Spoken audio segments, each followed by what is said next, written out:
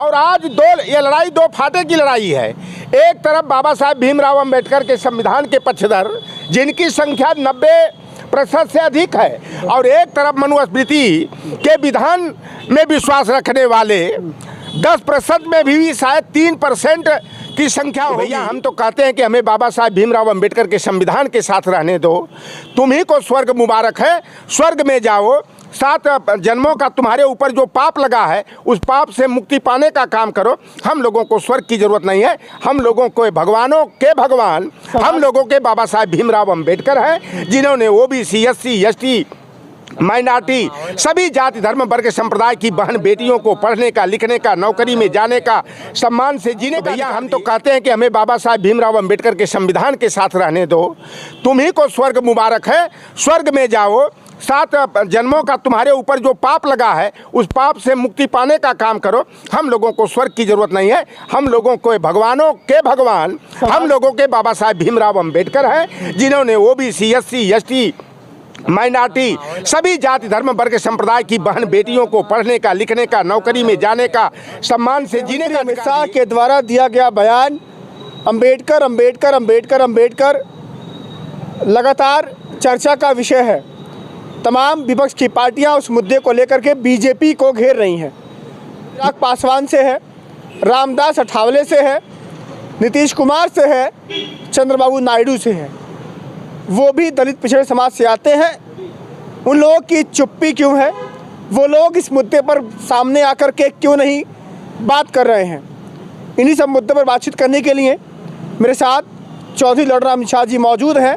Samajwadi party के पूर्व पिछड़ा प्रकोष्ठ के प्रदेश अध्यक्ष थे और बहुजन चिंतक है, किसी परिचय के मोहताज नहीं है। स्वागत है आपका। धन्यवाद आपके चैनल भारत न्यूज़ 24 को। सवाल अमित शाह से ही होगा कि तमाम जो अन्य सहयोगी दल हैं जो दलित पिछड़े समुदाय से आते हैं उनसे भी होगा। देखिए, प्री प्लान योजना के तहत जब 1 नेशन 1 इलेक्शन का बिल जो है कि भारतीय जनता पार्टी की सरकार ने लाया और उसे बहुमत भी जो मैजिक नंबर 272 का होता है वह भी नहीं मिला। इनके पक्ष के 20 सांसद जो है कि नदारत थे, जब वोटिंग पड़ी 269 वोट ही मिला। इनको लगा कि कहीं प्रतिपक्ष के लोग जो है कि कहीं जो है कि अविश्वास प्रस्ताव ला देंगे तो ये जो एनडीए की सरकार है वो धराशायी हो जाएगी। इसलिए जो है कि अमित शाह ने बाबा साहब भीमराव अंबेडकर के ऊपर टिप्पणी करते हुए कहा कि जो आज एक फैशन चल दिया है कि लोग अंबेडकर अंबेडकर अंबेडकर अंबेडकर अंबेडकर अंबेडकर की रट लगा रहे हैं, अगर वह भगवान को नाम लेते तो 7 जन्मों का पाप धुल जाता और वह स्वर्ग में चले जाते। तो मेरा अमित शाह को सुझाव है कि हमको बाबा साहब भीमराव अंबेडकर के संविधान, उन संविधान की व्यवस्थाओं के साथ रहने दो। इस पृथ्वी के बोझ हो आप ही स्वर्गवासी हो जाओ, स्वर्ग में चले जाओ, क्योंकि हम लोगों को स्वर्ग में जाने की भावना नहीं है। आज बाबा साहब भीमराव अंबेडकर का संविधान 26 जनवरी 1950 को लागू नहीं हुआ होता तो मनुस्मृति के विधान के अनुसार यहाँ व्यवस्थाएं चलती, और जिस व्यवस्था में स्त्री शूद्रो नध्यताम की व्यवस्था की गई है कि स्त्री को और शूद्र को पढ़ने लिखने का अधिकार नहीं है, चाहे वो ब्राह्मण की लड़की ही क्यों ना हो, राजपूत और भूमिहार ब्राह्मण की ही लड़की क्यों ना हो। लड़कियों महिलाओं को जो है शिक्षा से वंचित रख करके उन्हें केवल बच्चा पैदा करने की मशीन, मनोरंजन की साधन, घर की दासी और नौकरानी के रूप में रखा गया था। और बाबा साहब भीमराव अंबेडकर ने उसी मनुस्मृति का 25 दिसंबर के दिन पर जो है कि मनुस्मृति का दहन किया था। और आज ये लड़ाई दो फाटे की लड़ाई है। एक तरफ बाबा साहब भीमराव अंबेडकर के संविधान के पक्षधर जिनकी संख्या 90% से अधिक है, और एक तरफ मनुस्मृति के विधान में विश्वास रखने वाले 10% में भी शायद 3% की संख्या होगी, वही मनुस्मृति के विधान में विश्वास रखते हैं। और मैं अमित शाह देश के गृह मंत्री हैं, अगर बाबा साहब भीमराव अंबेडकर का संविधान नहीं होता जो विश्व का सबसे अनोखा संविधान है, और संविधान के तहत भारत एक लोकतंत्र है, यहाँ संघीय व्यवस्था है और इस तरह का लोकतंत्र पूरे विश्व में कहीं दिखाई नहीं देता है। तो अगर लोकतंत्र और संविधान नहीं होता तो अमित शाह देश के गृह मंत्री नहीं होते। लेकिन यह जिस तरह से तड़ीपार के तरह एक भाषा दे करके ये अपनी मनोवृत्ति का जो है कि प्रदर्शन किए हैं, और जो इनके उस्ताद हैं देश के प्रधानमंत्री, मैं कहता हूं कि अंतर्राष्ट्रीय महाझूठा नरेंद्र मोदी देश के प्रधानमंत्री तो दूर की बात है, किसी गांव के प्रधान नहीं बन पाते। क्योंकि रामचरितमानस में आप चले जाना, रामचरितमानस में तुलसीदास दुबे ने लिखा है, जय बरराधम तेल कुम्हारा अस्वपच किरात कोल कलवारा। इस तरह का तेली शब्द पर टिप्पणी किए हैं।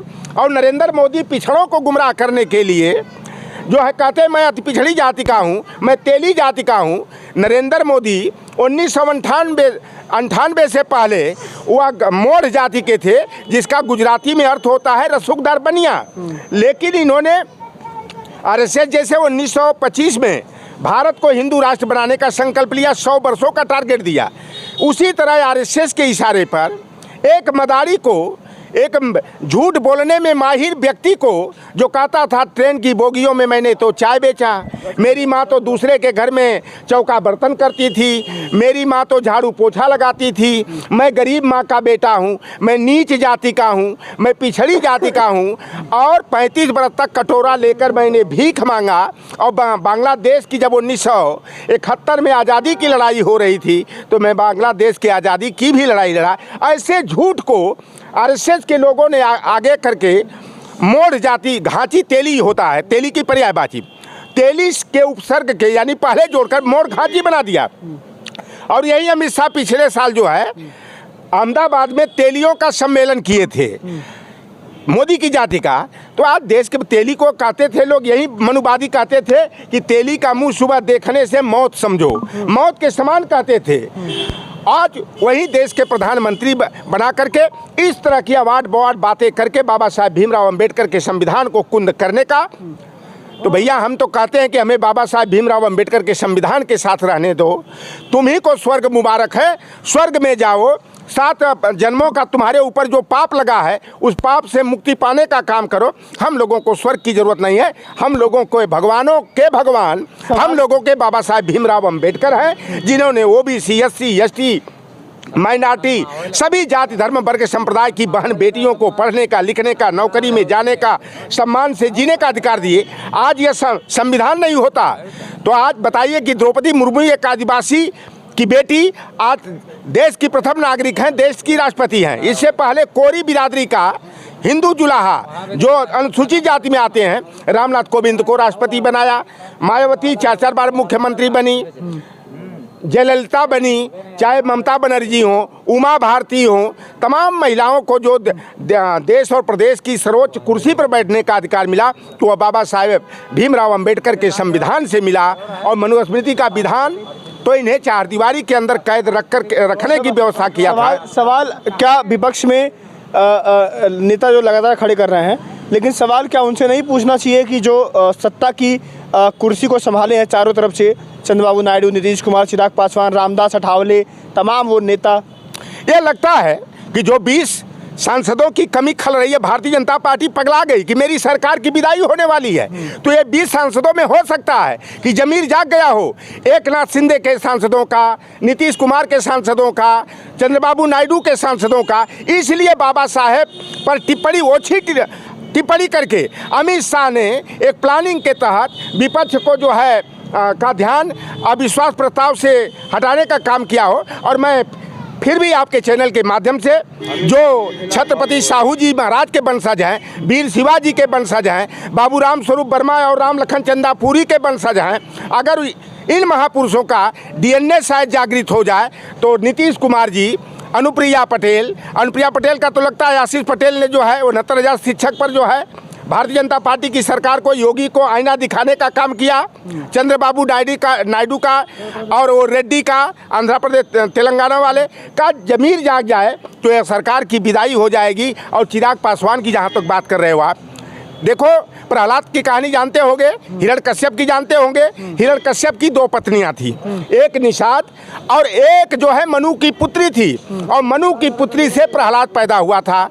वह ननिहाल पक्ष में रहता था और अपने पिता का हत्या एक साजिश के तहत कराने का काम किया। तो ये चिराग पासवान भी जो है भाई, रामविलास पासवान जी हम लोगों के मसीहा रहे हैं, पिछड़े के, दलित के, वंचित समाज के। यह उनके पुत्र तो हैं, लेकिन लगता है कि चिराग पासवान में इनकी माता वाला के पक्ष का डीएनए ज़्यादा आ गया है, इसलिए ओबीसी एससी एसटी को नीचा दिखाने का प्रयास किया जा रहा है। रामविलास पासवान के बेटे नहीं होते तो यह सांसद तो दूर की बात है, ये मुखिया नहीं बन पाते। लेकिन उसी बाबा साहेब भीमराव अंबेडकर के संविधान के अनुच्छेद 341 के तहत यह अनुसूचित जाति का दर्जा प्राप्त इन्हें है, और उसी से सांसद बनकर के मलाई काटने में ओबीसी एससी का जो अधिकार छीना जा रहा है, बाबा साहेब भीमराव अंबेडकर के संविधान की धज्जियाँ उड़ाई जा रही हैं, बाबा साहेब भीमराव अंबेडकर को नीचा दिखाने का प्रयास किया जा रहा है। और यह ओबीसी एससी एसटी के नेता जो चुप्पी साधे हैं, तो लगता है भैया कि इनका जमीर मर चुका है, ये मानसिक गुलामी के शिकार हो गए हैं, लात मुक्का खाएंगे। टीवी चैनल पर डिबेट नहीं हो रहा है। देखिए डिबेट में कौन जाना चाहिए? अभी एक हमारी लड़की गई थी ना, हमारे बहुजन की बेटी गई थी ना, प्रियंका, जो राष्ट्रीय जनता दल की प्रवक्ता है प्रियंका भारती, और उसने मनुस्मृति में जहाँ यह विधान लिखा गया, स्त्री शूद्रो न अध्येताम, यानी स्त्री और शूद्र को पढ़ने नहीं दिया जाना चाहिए, उसी पढ़ने को उसने इंडिया टीवी के एंकरिंग कर रही थी, मीनाक्षी जोशी नाम की कोई मनुपुत्री कर रही थी, और उसने उसी विवादास्पद पढ़ने को फाड़ने का काम किया। तो मीनाक्षी जोशी कह रही है कि यह नीच है, नीचों को तो तमाचा मारने का मेरा भी मन करता है, लेकिन इस तरह की मीनाक्षी जोशी, तो मैं मीनाक्षी जोशी हूँ चाहे तमाम मनुपुत्रियाँ हों, मैं जानना चाहता हूँ कि अगर बाबा साहेब भीमराव अंबेडकर के संविधान के तहत पंडित जवाहरलाल नेहरू जी जो है हिंदू कोड बिल पास नहीं किए होते, तो तुम आज एंकरिंग नहीं करती, तुम चैनलों पर नहीं बैठती, और आज जो तमाम doctor engineer professor IAS IPS IFS बन रहे हैं, यहाँ तक कि हमारी बहन बेटियाँ चंद्रमा पर भी पहुँच गई, ये बाबा साहेब भीमराव अंबेडकर के संविधान की देन है। और जब 1952 का पहला चुनाव हुआ था, एक तरफ मनुस्मृति के विधान को मानने वाले यानी हिंदू कोड बिल का विरोध करने वाले करपात्री थे, डॉक्टर श्यामा प्रसाद मुखर्जी थे, आरएसएस थी, हिंदू महासभा थी, जनसंघ था, तो दूसरी तरफ बाबा साहेब भीमराव अंबेडकर और पंडित जवाहरलाल नेहरू थे। और पंडित जवाहरलाल नेहरू और बाबा साहेब भीमराव अंबेडकर का जो हिंदू कोड बिल को पास करने का संकल्प था, उस पक्ष में जनता ने समर्थन देने का काम किया, और साजिश के तहत यही मनुपुत्रों ने, मनुवादियों ने बाबा साहेब भीमराव अंबेडकर को एक कजलोल करके दलित बिरादरी का व्यक्ति था, उससे चुनाव हराने का काम किया। तो पंडित जवाहरलाल नेहरू ने उनको राज्यसभा में भेज करके विधि और न्याय मंत्री यानी कानून मंत्री बनाने का काम किया। हिंदू कोड बिल को एक बार में नहीं तो 3-4 बार में पास करा करके नारी मुक्ति का काम किया। तब ये प्रियंका जोशी मीनाक्षी जोशी जैसी जो है ना, ये चुड़ैल में तो कहने में भी मुझे संकोच नहीं है कि इस तरह की अभद्र टिप्पणी कर रही हैं, बहुजन वर्ग के लोगों को नीच कर रही हैं, हमारी बेटी को तमाचा मारने की बात कर रही हैं। अगर नहीं हिंदू कोड बिल पास हुआ होता ना, तो इनकी औकात क्या होती? बच्चा पैदा करने की मशीन बन करके रह जाती, मनोरंजन की साधन होती, घर की नौकरानी होती, और घर के चारदीवारी के अंदर दासी की तरह जो है घूट घूट करके जीवन जीती। तो ये बाबा साहेब भीमराव अंबेडकर के संविधान की देन है, पंडित जवाहरलाल नेहरू के संकल्प का देन है। आखिरी सवाल, दलितों और पिछड़ों का भगवान कौन है? दलितों पिछड़ों का भगवान अगर कह लीजिए, भगवानों के भगवान बोधिसत्व बाबा साहेब डॉक्टर भीमराव अंबेडकर हैं। और बाबा साहेब भीमराव अंबेडकर जैसे महान विभूति अगर पैदा नहीं हुई होती, तो आज पिछड़े दलित वंचित हमारी नारी शक्ति आज जो है कि कहाँ होती, शायद पशुओं से भी बदतर जिंदगी जीने को मजबूर होती। तो बाबा साहेब भीमराव